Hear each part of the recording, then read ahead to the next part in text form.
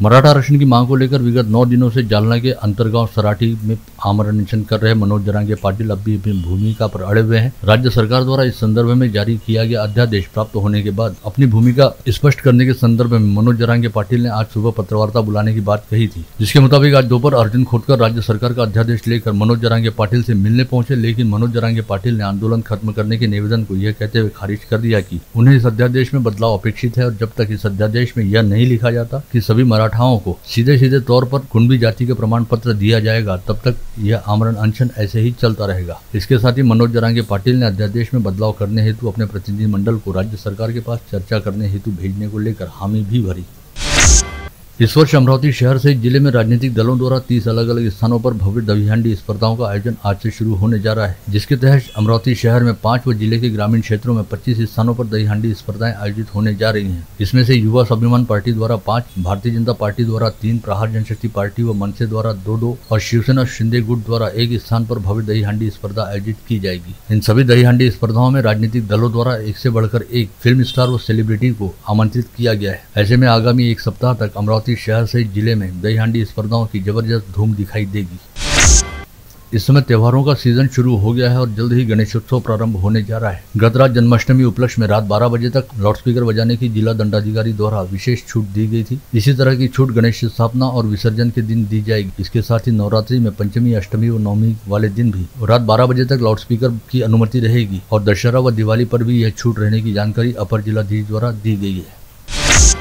सर्वोच्च न्यायालय के न्यायमूर्ति भूषण गवई आगामी 10 व 11 सितंबर को ब्रिटेन के कार्डिफ में आयोजित कॉमनवेल्थ मजिस्ट्रेट व जज एसोसिएशन के परिषद में सहभागी होने हेतु जा रहे हैं। वे इस परिषद में भारतीय प्रतिनिधि मंडल का नेतृत्व करेंगे। इसके अलावा जस्टिस गवई प्रधान न्यायाधीश की काउंसिल बैठक में भी सहभागी होंगे और परिषद के महत्वपूर्ण सत्र में उनका संबोधन होगा।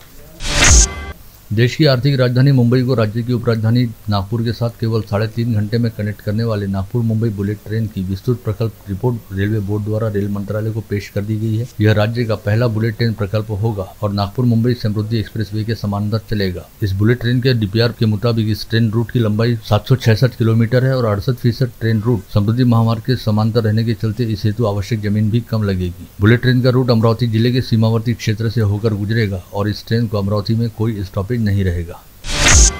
राज्यसभा सांसद अनिल बोंडे ने दस्तूर नगर की जयंत कॉलोनी में MIDC डाकघर का उद्घाटन करते हुए कहा कि देश में अंतिम घटक तक डाक सेवा पहुंच रही है और लोगों को सहायता प्राप्त हो रही है। प्रधानमंत्री नरेंद्र मोदी ने डाक सेवा में आमूलचूल परिवर्तन कर दिया है, जिसके लिए केंद्रीय गृह मंत्री अमित शाह एवं दूरसंचार विभाग के मंत्री अश्विनी वैष्णव भी प्रयासशील है। बारिश में पड़े खंड की वजह से जिले में चहू और सोयाबीन की फसल का बड़े पैमाने पर नुकसान हुआ है, जिसके चलते जिलाधीश सौरभ कटियार ने गत रोज जिला समिति की बैठक बुलाते हुए हालात की समीक्षा की और फसल बीमा कंपनी के प्रतिनिधियों को जिले के सभी तहसील क्षेत्रों में सोयाबीन का सर्वेक्षण करने का निर्देश दिया।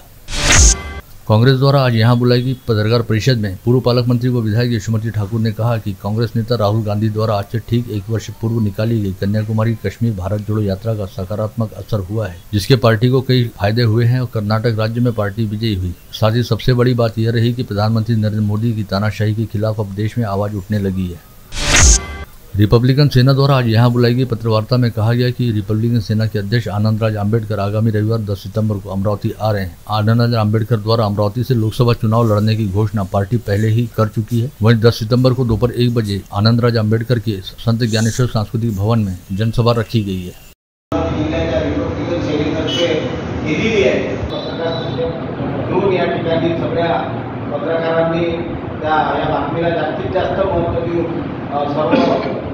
पेपरमध्ये अमरावती रेल्वे स्टेशनवर एक्सप्रेसने येणार आहे, त्या ठिकाणी मग ते उतरल्यानंतर मूळ ताशाच्या नादात 12 वाजता त्या ठिकाणी त्याची पत्रकार परिषद सुद्धा आयोजित केलेली आहे।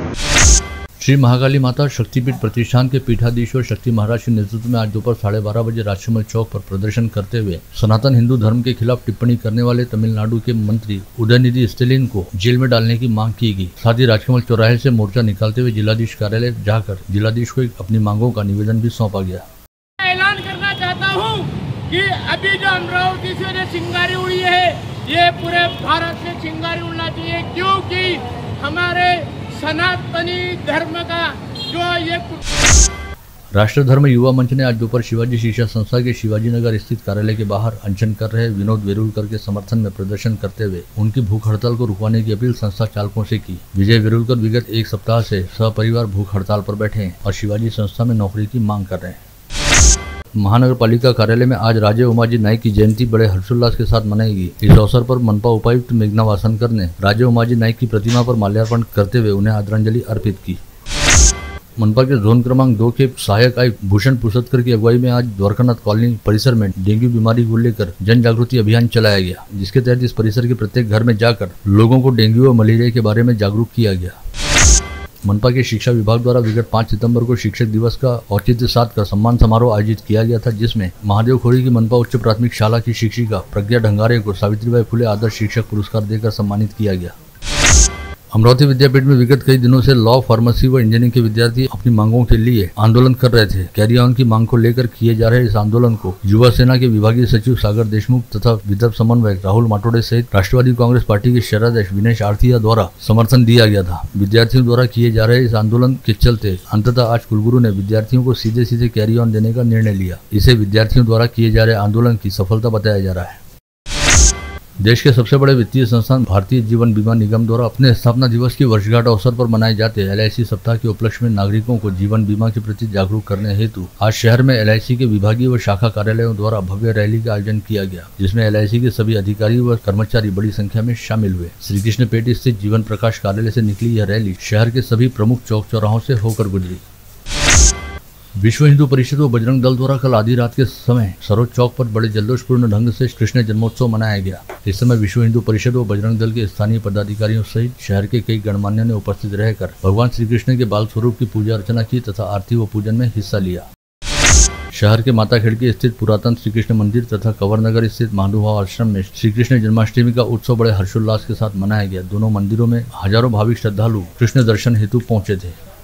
गोपाल कृष्ण भगवान गोविंद घ्या कोणी गोपाल कोणी गोविंद घ्या कोणी गोपाल कोणी मुकुंद घ्या कोणी दामोदर कृष्ण गणभरी तरी करी जयना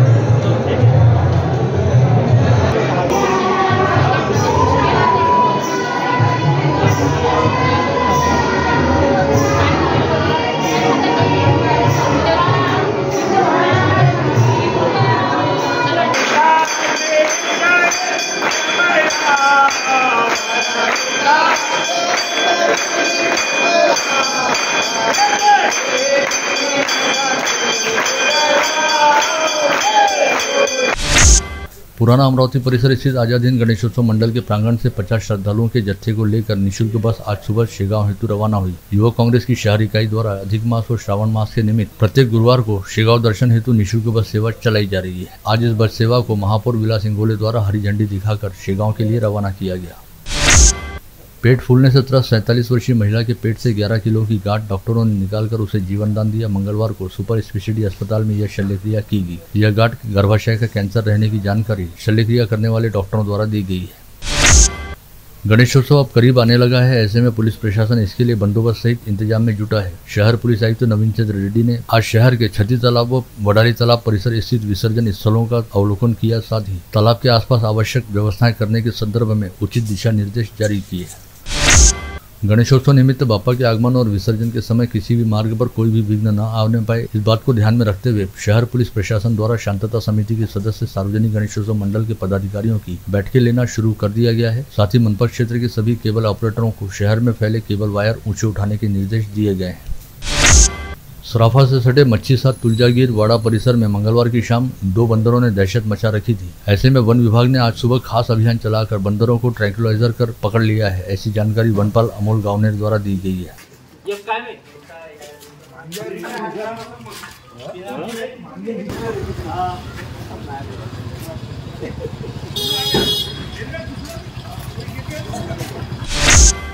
गत रोज अमरावती शहर से जिले में अलग अलग स्थानों पर विभिन्न कारणों के चलते 6 लोगों ने आत्महत्या कर ली, जिसमें से 5 ने फांसी लगाकर व 1 ने जहर गटक कर अपनी जान दी। इसमें से 4 आत्महत्याएं शहरी क्षेत्र तथा 2 आत्महत्याएं ग्रामीण क्षेत्र में हुई। संबंधित पुलिस थानों द्वारा सभी मामलों की जाँच की जा रही है।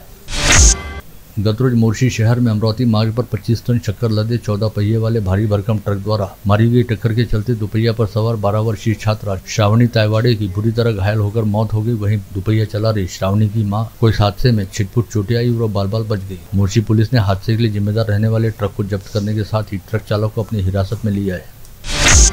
धारनी तहसील की सीमा से सटे मध्य प्रदेश के सतपुड़ा जंगल में जीजा साले की जोड़ी शिकार करने के लिए गई थी। इस समय तेज सिंह नामक जीजा आगे चल रहा था और उसका साला कमल सिंह 12 बोर की बंदूक लेकर पीछे चल रहा था। तभी अचानक कमल सिंह की बंदूक से गोली चल गई, जो सामने चल रहे तेज सिंह की पीठ में जा लगी और तेज सिंह की मौके पर ही मौत हो गई। इस मामले में मध्य प्रदेश पुलिस ने कमल सिंह को गिरफ्तार करते हुए उसकी बंदूक को जब्त कर लिया है। अमरावती तहसील के पांडरी खानमपुर स्थित खेत में मजदूरी करने गई आदिवासी महिला की कुएं में धकेलकर हत्या कर दी गई। यह वारदात कल 6 सितंबर को सुबह 10 बजे सामने आई। महिला की हत्या करने वाला गौरव प्रकाश हटवार नामक आरोपी फिलहाल फरार है, जिसकी पुलिस द्वारा सरगर्मी से तलाश की जा रही है। संदेह व्यक्त किया जा रहा है कि अनैतिक संबंधों के चलते यह हत्या की गई है। अंजनगांव सुरजी के पास स्थित टाकरखेड़ा गांव में सागर सांबस्कर नामक खेतिहर मजदूर युवक की गर्दन के ऊपर से बैलगाड़ी का पहिया गुजरने की वजह से सागर सांबस्कर की मौके पर मौत हो गई। यह युवक खराब पगडंडी रास्ते की वजह से हिचकोले खाती बैलगाड़ी से नीचे गिरा था और अपनी ही बैलगाड़ी के पहिए के नीचे दबकर मारा गया। राजापेट थाना क्षेत्र के गोपाल नगर रेलवे लाइन के पास कोई कारण न रहते हुए बीच रास्ते में रोककर अभियांत्रिकी छात्र और उसके दोस्त को 4 युवकों ने बेरहमी से पीटकर घायल किया। राजापेट पुलिस ने शिकायत के आधार पर चारों आरोपी युवकों को गिरफ्तार किया है। मध्यवर्ती कारागार में रखे गए न्यायिक कैदी ने जेल के एक सिपाही से गाली गलौज करते हुए मारपीट की। यह घटना मंगलवार 5 सितंबर को शाम 5:45 बजे के आसपास घटित हुई। अमन रियाज अंसारी नामक आरोपी कैदी के खिलाफ फ्रेजरपुरा पुलिस थाने में आपराधिक मामला दर्ज किया गया है। शहर के रुक्मिणीनगर परिसर की विजय कॉलोनी स्थित बच्चों के सरकारी रिमांड होम में रखे गए 17 वर्षीय आयु वाले 2 नाबालिग आरोपी बीती रात रिमांड होम की खिड़की से रास्ता बनाते हुए वहां से भाग निकले। सूचना मिलते ही फ्रेजरपुरा पुलिस ने दोनों के खिलाफ अपराध दर्ज करते हुए उनकी तलाश करनी शुरू की है। नांदगांवपेट पुलिस थाना क्षेत्र अंतर्गत रहने वाली 42 वर्षीय महिला को अविनाश उर्फ गोलू पटेल ने ब्याज पर दिए गए पैसों की वसूली हेतु अपने 2 साथीदारों के साथ उसके घर पर पहुंचकर धमकाया और पैसे नहीं देने पर उसके साथ दुराचार करवाने की धमकी दी। तलेगांव दशासर पुलिस थाना क्षेत्र अंतर्गत देवगांव में जुआ अड्डा चलने की सूचना मिलते ही पुलिस के पथक ने छापा मारकर 5 जुआरियों को अपनी हिरासत में लिया, जिनके पास से नगद रकम सहित मोबाइल व मोटरसाइकिल मिलाकर करीब 1.25 लाख रुपए का माल जब्त किया गया। मुंबई से 6 साल की बच्ची का अपहरण कर उसे कोलकाता ले जाने का प्रयास कर रहे राठीन शंकर घोष नामक आरोपी को पुलिस ने शेगांव में शालीमार एक्सप्रेस से घर दबोचा। पकड़े गए आरोपी से पूछताछ की जा रही है। यवतमाल की वनी तहसील अंतर्गत शिरपुर पुलिस थाना क्षेत्र के मौदा में 22 वर्षीय विवाहिता की गला घोटकर हत्या करने के बाद उसके शव को खदान के गड्ढे में फेंक दिए जाने का मामला सामने आया। मृतका की शिनाख्त सरिता पंडित के तौर पर हुई है, जो मूलतः बिहार राज्य के 20 पट्टी गाँव की निवासी बताई गई है। अकोला के मलकापुर परिसर में रहने वाले संदीप दंद्रे अपनी चाची के अंतिम संस्कार में जाने की जल्दबाजी के चलते अपने फ्लैट के दरवाजे का ताला लगाना भूल गए। इस मौके को साधते हुए अज्ञात चोर ने उनके घर में घुसकर 30 ग्राम सोने के गहने सहित घड़ी व मोबाइल चुरा लिया। खदान पुलिस मामले की जांच कर रही है।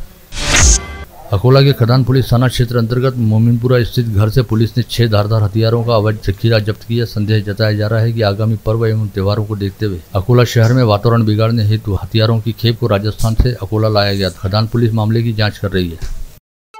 आप देख रहे थे मंडल न्यूज बुलेटिन। हमारे चैनल को लाइक करें, शेयर करें और हाँ, सब्सक्राइब करना ना भूलें। कल होगी आपसे फिर मुलाकात, तब तक के लिए धन्यवाद।